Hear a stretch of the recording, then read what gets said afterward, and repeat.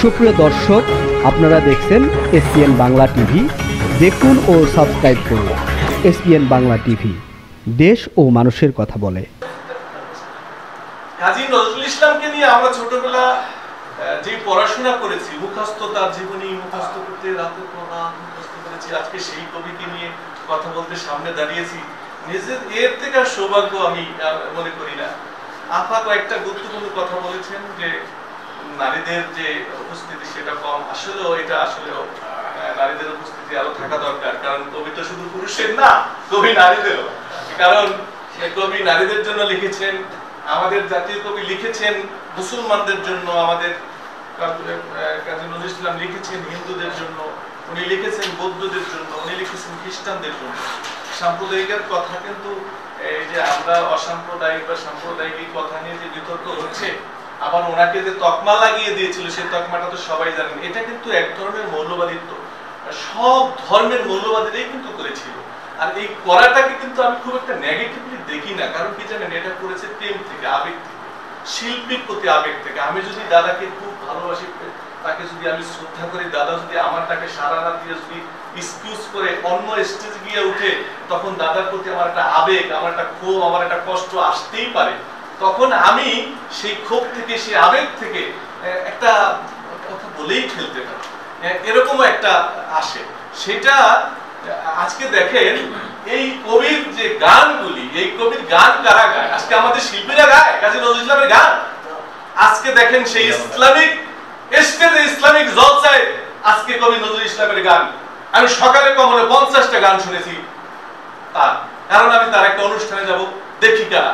এখন দেখলাম যে নজরুলকে নিয়ে আমাদের যে শিল্পীরা তারা আর গান করছে না, গান করছে আজকে ইসলামিক স্কলাররা, যাদের যাদের ভিতর থেকেই তো মৌলবাদিত্ব সৃষ্টি হয়েছিল।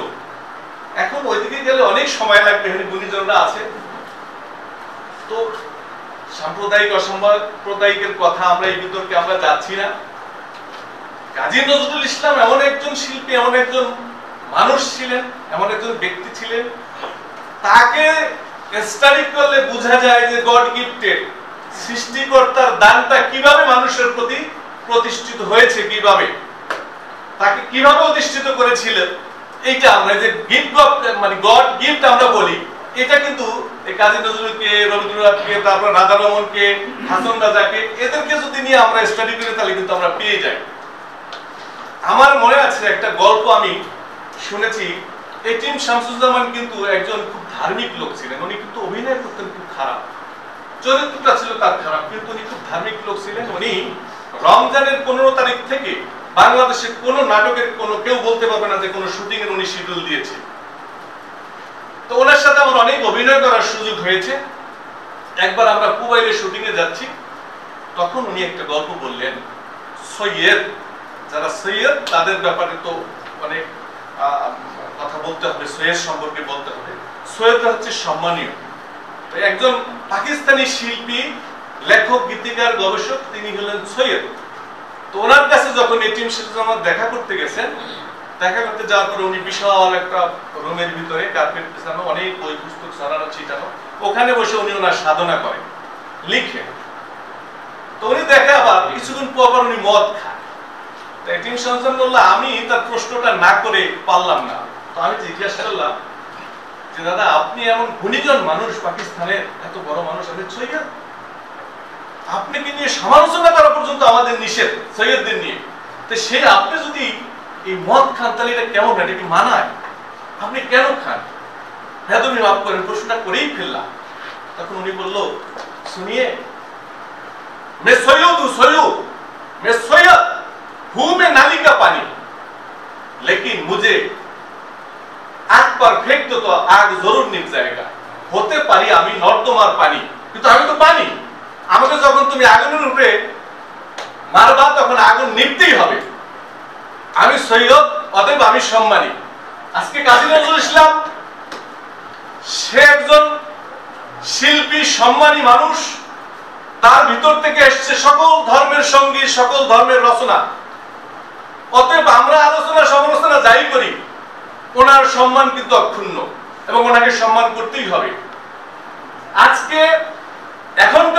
বাংলাদেশের এই শিক্ষা ব্যবস্থায় এই যে আপু বললেন যে কবিতার অর্থ বুঝি না, আপনি তো বুঝেন না, আপনার সন্তান কি বুঝে আপনি চিন্তা করছেন একবার? এই যে কবিরা এখন যে কবিতা লিখে, আজকে ধরেন কবিরা যে ভাষায়, কবিতা মানে কি, অনেকগুলি কথাকে একটা শব্দের মধ্যে ঢুকিয়ে দেওয়া হচ্ছে কবিতা। অনেকগুলি শব্দ, অনেকগুলি বাক্যকে একটা শব্দের মধ্যে ঢুকিয়ে দেওয়া হচ্ছে কবিতা। আর সেই কবিতাকে তো বুঝিয়ে দিতে হবে। আমাদের সন্তানরা কিভাবে শিখবে? আমরা কিভাবে কবিতা পড়বো, কিভাবে কবিতা বুঝবো? কবিতাতে আমরা ছিটকে পড়েছি। 30 বছর 32 বছর প্রকাশনা লাইনে কাজ করেছি, দেখছি কবিতা কিভাবে এদেশে কবিরা বিলুপ্ত হয়ে যাচ্ছে, অসহায় হয়ে যাচ্ছে কবিরা। কবিতা থেকে মানুষ সরে যাচ্ছে, পাঠকরা সরে যাচ্ছে, কবিতার বই কিনে না। বিশেষ করে আমি ছোটবেলা থেকেই লেখালেখি করি, প্রকাশনা জগতে এসে অনেক কবিদের সাথে পরিচয় হয়েছে, লেখকদের সাথে পরিচয় হয়েছে, সাহিত্য জগতে অনেক গান লিখি, কবিতা লিখি, কিন্তু একটাও প্রকাশ করি না। কেন করি না জানেন? আমি নিজ থেকে দেখেছি যে কবিদের অবস্থা, কবিদের একজন ভালো কবি যার কবিতা হাতে নিলে পড়তেই মন চায়, সেই কবি বই গিফট করে খামাখা, নিজের টাকা দিয়ে ছাপায়া। প্রকাশকরা বলে ভাই কবিতা ছাপুন না, মাপ চাই, আসছে না একটা চা খেয়ে যান। সেজন্য আমাদেরকে এই কবিতা নিয়ে যদি কথা বলি, অনেক সময় গুরুজনরা কথা বলবেন, তাই আমি আজকে ক্ষমা চেয়ে নিচ্ছি, তারপর একটু বেশি কথা বলে ফেলছি। কাজী নজরুল